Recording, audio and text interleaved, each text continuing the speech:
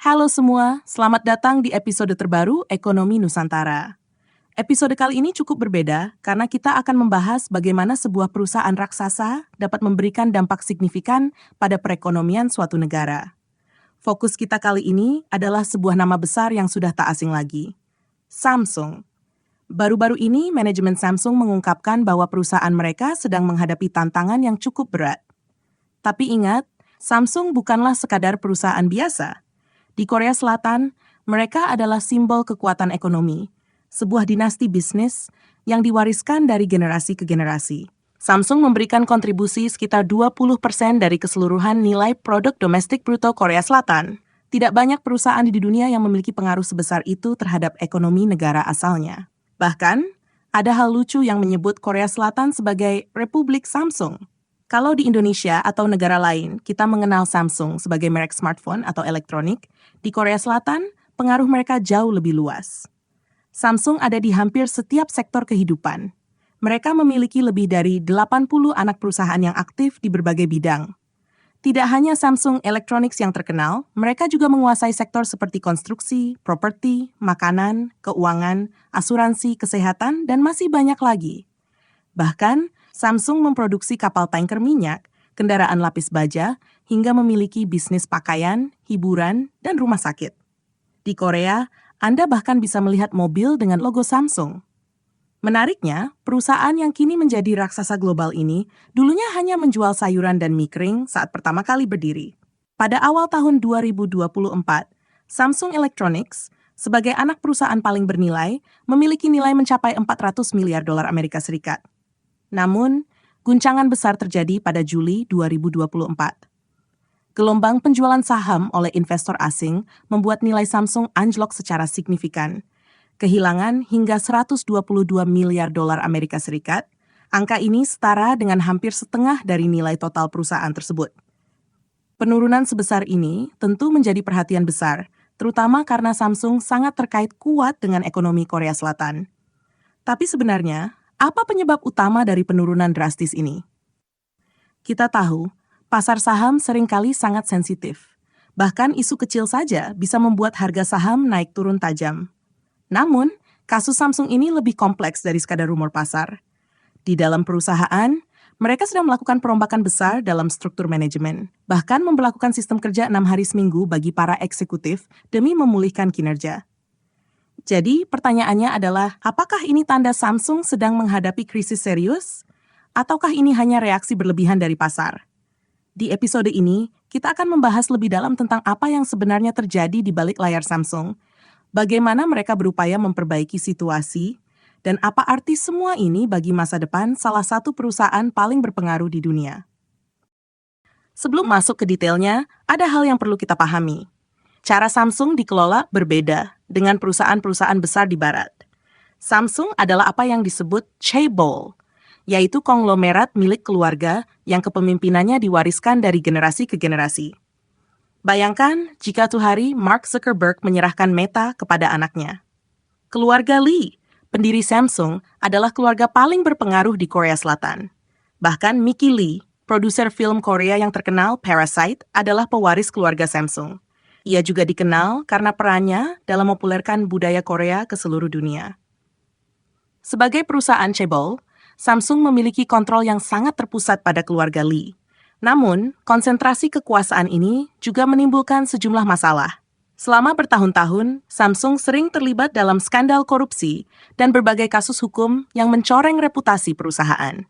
Menurut Jeffrey Kane, penulis buku Samsung Rising, semua pemimpin Samsung pernah berurusan dengan pengadilan. Mereka dituduh atau terbukti bersalah atas berbagai kasus, seperti penghindaran pajak, suap, penggelapan dana, hingga sumpah palsu. Salah satu skandal terbesar terjadi pada tahun 2017, ketika pewaris Samsung didakwa memberikan suap senilai 38 juta dolar Amerika Serikat kepada perusahaan-perusahaan yang terkait dengan teman Presiden Korea Selatan saat itu. Salah satu perusahaan tersebut bahkan berbasis di Jerman dan memberikan pelatihan berkuda kepada anak teman Presiden. Sebagai imbalannya, Lee diharapkan mendapatkan dukungan pemerintah untuk merger perusahaan yang akan memberinya lebih banyak kendali atas Samsung. Skandal ini mengguncang kepercayaan publik dan investor. Namun pada tahun 2022, Lee dibebaskan dari penjara dan kembali menjabat sebagai ketua eksekutif Samsung Electronics. Kenapa ini bisa terjadi? Pemerintah Korea Selatan secara terbuka menyatakan bahwa Samsung terlalu penting untuk diganggu. Samsung dianggap sebagai bagian tak terpisahkan dari perekonomian negara. Meski begitu, kepemimpinan di Samsung tetap menjadi tanda tanya besar. Apalagi Lee kembali terjerat kasus hukum terkait obat-obatan di tahun yang sama. Selain masalah kepemimpinan, Samsung juga dikenal memiliki hierarki yang sangat kaku. Dalam situasi normal, sistem ini mungkin efektif. Namun, beberapa orang dalam perusahaan mengatakan bahwa budaya seperti ini justru menghambat inovasi dan membuat Samsung kesulitan menyesuaikan diri dengan perubahan pasar yang cepat. Lalu, bagaimana semua ini terkait dengan anjloknya nilai pasar Samsung? Ketika kita berbicara tentang kehilangan nilai sebesar 122 miliar dolar Amerika Serikat, sebenarnya kita sedang membahas Samsung Electronics, salah satu divisi utama dari konglomerat ini. Samsung Electronics memiliki dua pilar bisnis utama. Device Experience, produk seperti smartphone, televisi, kulkas, dan perangkat rumah tangga lainnya. 2. Device Solutions, semikonduktor dan panel layar. Divisi semikonduktor dan elektronik konsumen adalah yang paling memengaruhi performa pasar Samsung. Jadi, ketika nilai Samsung Electronics turun 32% dari puncaknya, itu bukan hanya soal salah langkah dari CEO. Ada 3 faktor utama di balik penurunan ini. 1. Kehilangan peluang di bidang kecerdasan buatan. 2. Kekalahan dalam persaingan semikonduktor. 3. Perubahan kepemimpinan yang kacau. Mari kita bahas satu persatu, dimulai dari kecerdasan buatan. Ketika teknologi kecerdasan buatan generatif mulai booming, banyak perusahaan besar seperti Microsoft, Google, dan terutama Nvidia mengambil langkah agresif untuk memanfaatkan tren ini. Nvidia, yang memproduksi GPU untuk proyek kecerdasan buatan, bahkan nilainya melesat hingga melampaui 1 triliun dolar Amerika Serikat. Sayangnya, Samsung nyaris tidak terlihat dalam persaingan ini. Mereka hanya menjadi penonton, sementara kompetitor lain berlomba-lomba mengambil keuntungan besar dari teknologi kecerdasan buatan generatif. Sebagai pemain besar di industri semikonduktor, Samsung saat ini tertinggal dalam produksi High Bandwidth Memory atau HBM. HBM adalah chip khusus yang digunakan dalam sistem grafis kelas atas seperti Nvidia 100 yang menjadi inti dari teknologi AI saat ini. Generasi terbaru dari chip ini, yaitu HBM-TA, mampu mentransfer data dalam kecepatan hingga terabyte per detik. Samsung sebenarnya sudah mendapatkan kontrak penting untuk memproduksi chip memori ini bagi Nvidia, yang sangat penting untuk pengembangan AI mereka. Namun, dalam salah satu kesalahan terbesar tahun ini, laporan menunjukkan bahwa Samsung gagal memenuhi standar. Chip yang mereka produksi tidak memenuhi persyaratan Nvidia terkait efisiensi panas dan daya. Akibatnya, Nvidia memutuskan untuk beralih ke pesaing Samsung, yaitu SK Hynix, yang kini menjadi pemasok eksklusif untuk HBM mereka. Ini adalah pukulan besar bagi Samsung, karena kehilangan klien besar seperti Nvidia memiliki konsekuensi yang serius, baik dari segi reputasi maupun pendapatan. Jika kita melihat data pasar HBM, Samsung berada di posisi paling bawah, bahkan kalah dari pesaing yang lebih kecil. Samsung sendiri menyadari kekalahan ini, sehingga mereka baru-baru ini mengeluarkan permintaan maaf publik terkait kegagalan mereka di pasar memori AI performa tinggi. Namun, bukan hanya ini yang membuat investor kecewa. Laporan laba terbaru Samsung menunjukkan pendapatan yang 900 juta dolar Amerika Serikat lebih rendah dari ekspektasi pasar. Meski masih menghasilkan 6,78 miliar dolar Amerika Serikat, selisih hampir 1 miliar dolar ini cukup membuat kepercayaan investor goyah. Kegagalan ini mendorong manajemen Samsung mengambil langkah drastis, termasuk memberlakukan 6 hari kerja per minggu bagi para eksekutifnya untuk mengejar ketertinggalan. Wakil Ketua Samsung, Jung Hee-hyun, bahkan mengakui bahwa kegagalan mereka memenuhi ekspektasi pasar telah menimbulkan kekhawatiran serius tentang daya saing teknologi dan arah masa depan perusahaan. Di luar tantangan di bidang AI, divisi semikonduktor Samsung juga menghadapi masalah besar di pasar chip smartphone. Chip Exynos buatan mereka selama bertahun-tahun mendapat kritik karena masalah seperti overheating, efisiensi baterai yang buruk, dan performa yang lebih rendah dibandingkan chip Snapdragon dari Qualcomm. Bahkan, Samsung sering memilih Snapdragon untuk ponsel flagship Galaxy mereka yang dijual di pasar penting seperti Amerika Utara, daripada menggunakan Exynos. Di sisi lain, pesaing utama Samsung, yaitu TSMC dari Taiwan, jauh lebih unggul. TSC dikenal mampu memproduksi chip dengan efisiensi yang lebih tinggi, kinerja yang lebih baik, dan cacat produksi yang lebih rendah. Keunggulan ini memungkinkan mereka mendapatkan kontrak besar dari perusahaan seperti Apple, Nvidia, dan AMD. Meskipun bisnis semikonduktor Samsung mencatat penjualan hampir 60 miliar di tahun 2024, mereka tetap berada selangkah di belakang TSMC. Dengan tantangan di berbagai lini bisnis semikonduktor ini, Samsung harus bekerja keras untuk kembali bersaing di pasar global. Apakah langkah-langkah drastis mereka akan berhasil? TSMC terus menunjukkan dominasinya dengan pangsa pasar sebesar 61,7% pada kuartal pertama tahun 2024, menghasilkan pendapatan yang luar biasa di antara 10 perusahaan semikonduktor terbesar di dunia. Di sisi lain, Samsung hanya mampu meraih pangsa pasar sebesar 11%, angka yang cukup memprihatinkan untuk perusahaan sebesar mereka. Samsung berjuang dengan rendahnya hasil produksi dan penundaan proses manufaktur, sementara TSMC terus memperluas keunggulan teknologinya. Jika Samsung tidak segera memperkecil kesenjangan ini, mereka berisiko kehilangan lebih banyak pangsa pasar, bahkan miliaran dolar pendapatan potensial. Yang membuat situasi semakin sulit, Samsung kini menghadapi persaingan baru dari perusahaan-perusahaan semikonduktor Tiongkok yang terus berkembang pesat. Di sektor tertentu, terutama chip legacy yang digunakan di mobil, pesawat, dan alat elektronik rumah tangga, perusahaan Tiongkok ini mulai mengancam posisi Samsung, meskipun mereka masih terhambat oleh sanksi dari AS. Menurunnya permintaan chip memori pada kuartal ketiga 2024 menjadi skenario mimpi buruk bagi Samsung. Tekanan eksternal ini diperparah oleh masalah internal perusahaan. Pada Mei 2024, Samsung mengganti kepala divisi semikonduktornya, Qiang Qian, dengan Jun Yong Hong untuk membawa arah baru. Langkah ini sebenarnya dilakukan sebelum aksi jual besar-besaran saham Samsung oleh para investor pada Juli, menunjukkan bahwa manajemen sudah menyadari masalah internal yang perlu segera diperbaiki. Namun, ini bukan pertama kalinya Samsung mengganti pemimpinnya. Sejak 2021, Samsung telah menunjuk 3 CEO baru di berbagai divisi utama, yang menunjukkan adanya ketidakstabilan dalam kepemimpinan dan mungkin kurangnya strategi jangka panjang yang jelas. Pergantian yang terlalu sering justru bisa menciptakan persepsi bahwa Samsung kurang solid dalam menghadapi tantangan besar. Untuk mengatasi krisis ini, Samsung telah mengambil beberapa langkah.